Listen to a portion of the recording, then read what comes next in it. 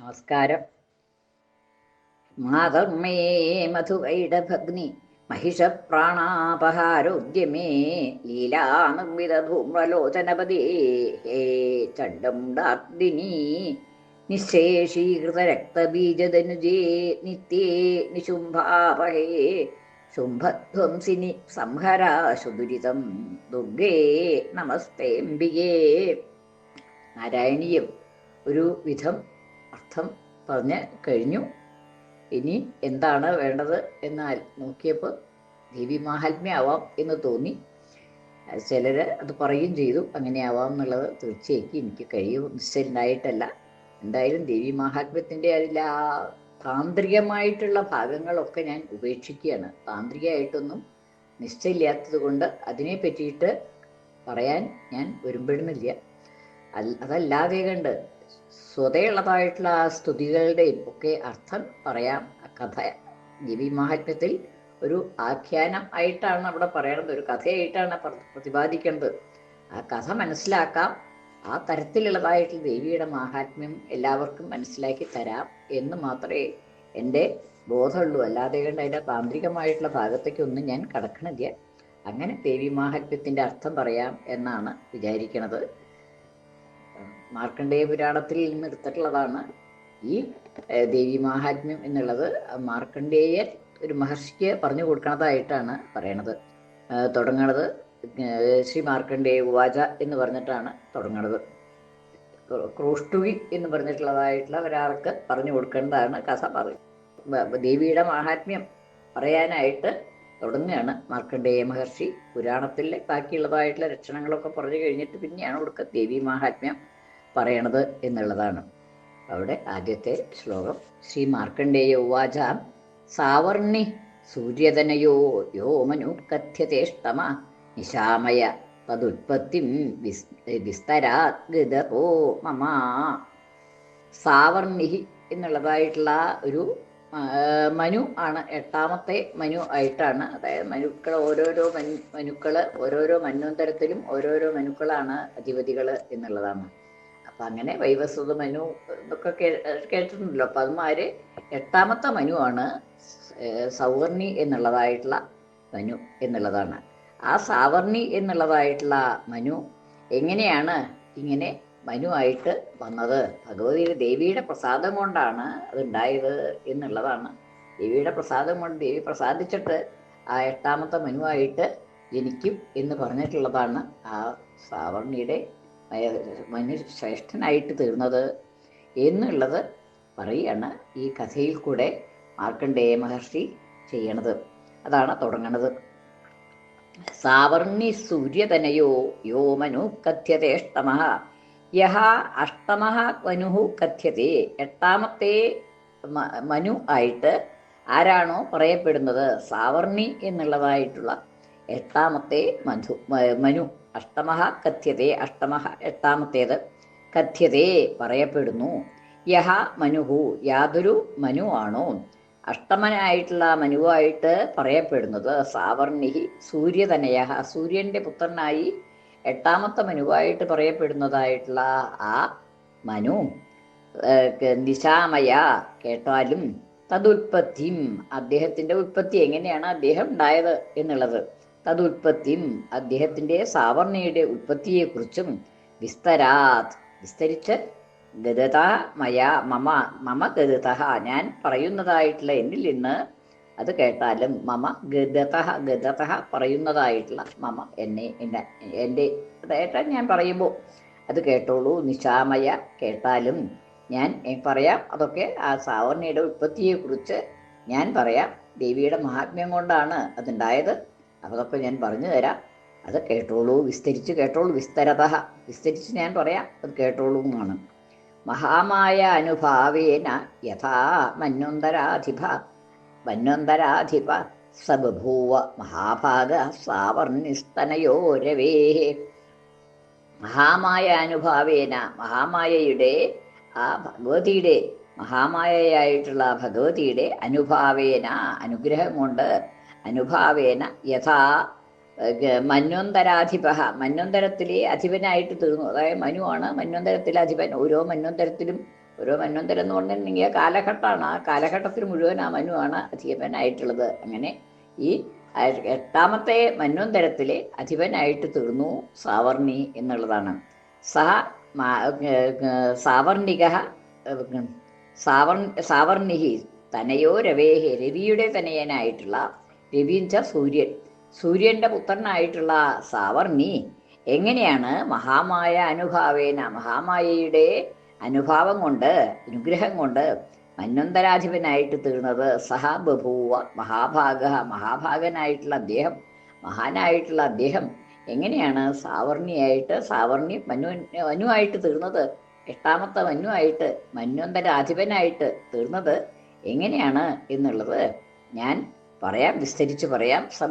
ബഭൂവ ഭവിച്ചു, അദ്ദേഹം മന്വന്തരത്തിലെ 8ാമത്തെ മന്വന്തരത്തിലെ അധിപനായിട്ട് അദ്ദേഹം ഭവിച്ചത് എങ്ങനെയാണ് എന്നുള്ളത് ഞാൻ പറയാം, അത് കേട്ടോളൂ എന്നാണ്. സാവർണി തനയോ രവേഹി, രവിയുടെ തനയനായിട്ടുള്ള സാവർണി 8ാമത്തെ മന്വന്തരത്തിൽ അധിപതിയായിട്ട്, മന്വന്തരത്തിൻ്റെ അധിപനായിട്ട് മഹാമായയുടെ അനുഭാവം കൊണ്ട് അദ്ദേഹം അധിപനായിട്ട് തീർന്നു. അതെങ്ങനെയാണെന്നുള്ളത് ഞാൻ വിസ്തരിച്ച് പറയാം, കേട്ടോളൂ എന്നാണ്. സാരോജുഷേന്ദരേ പൂർവം ചൈത്രവംശസമുദ്ഭവ സുരഥോ നാമരാജ അഭൂത് സമസ്തേ ക്ഷിതിമണ്ഡലേ. ഇനി അതിൻ്റെ പൂർവകഥ, സാവർണിയുടെ പൂർവകഥയാണ് പറയണത്. എങ്ങനെയാണ് മുമ്പിലത്തെ ജന്മത്തിൽ ആണ് സാവർണിയുടെ കഥ പറയണത്. ദേവിയുടെ അനുഗ്രഹം കിട്ടിയതൊക്കെ പൂർവ്വജന്മത്തിലാണ്. അതിലത്തെ കഥയാണ് പറയണത് അവിടെ. അതാണ് അടുത്ത ഇനി ആ കഥ പറയലായിട്ടാണ് ഈ ദേവി മാഹാത്മ്യം ഇതാവണത്.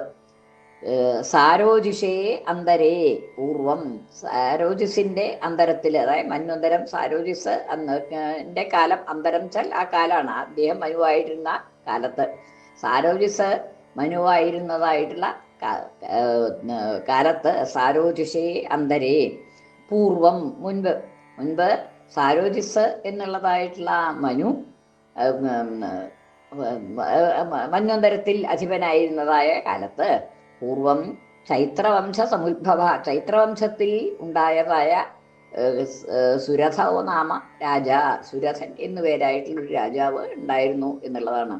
സുരഥൻ എന്ന ചൈത്രവംശത്തിൽ ജനിച്ചതായിട്ടുള്ള സുരഥൻ എന്നുള്ളതായ ഒരു രാജാവ്, സുരഥോ നാമ രാജ അഭൂത് ഉണ്ടായിരുന്നു.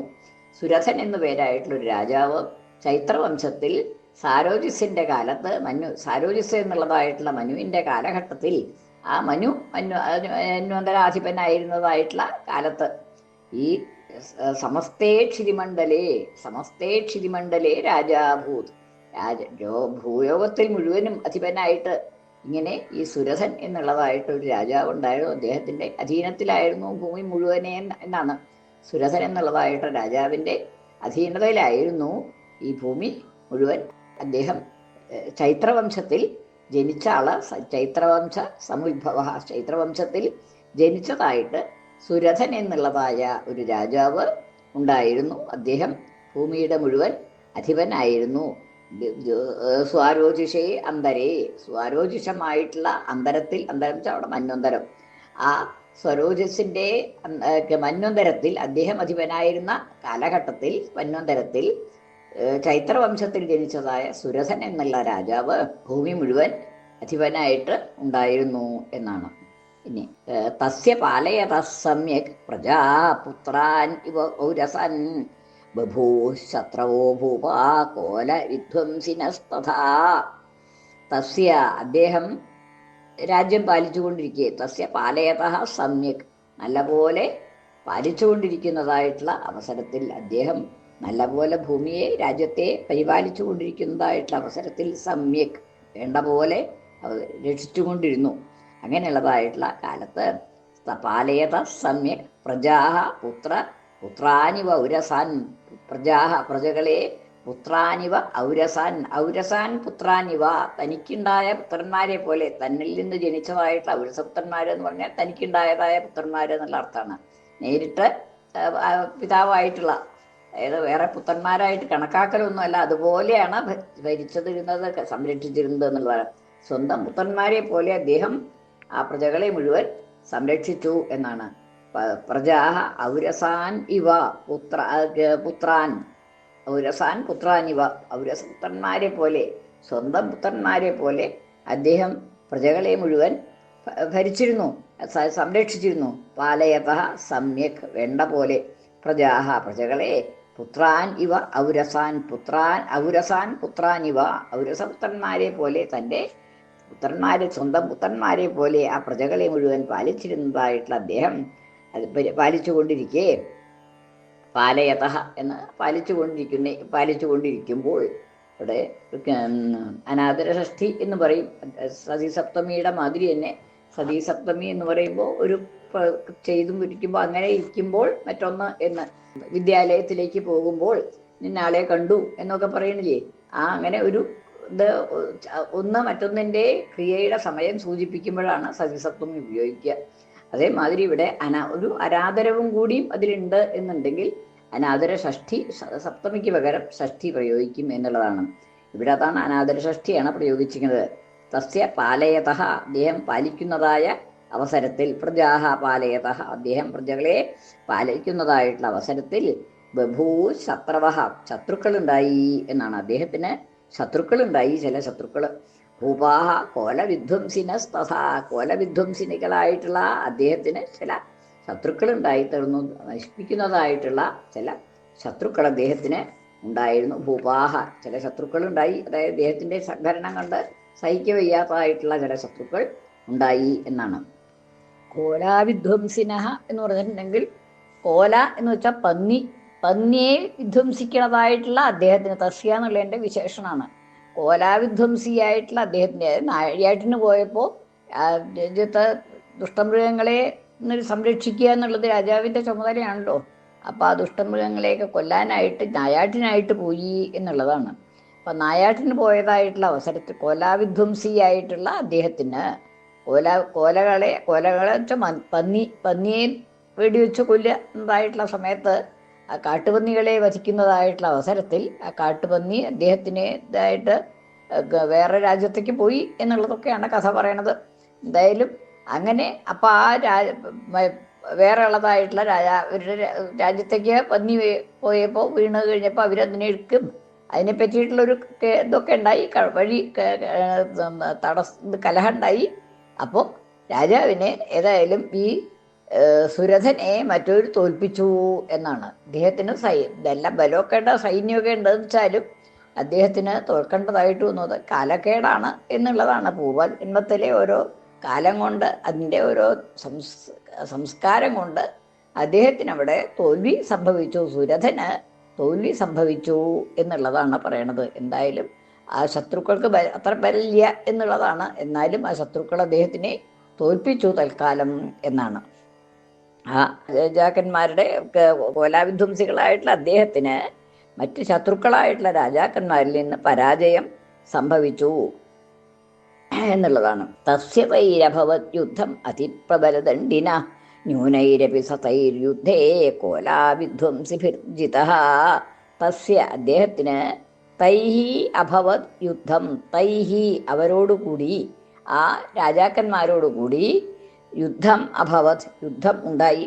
ആ രാജാക്കന്മാരായിട്ട് യുദ്ധം ചെയ്യേണ്ടതായിട്ട് വന്നു അദ്ദേഹത്തിന്.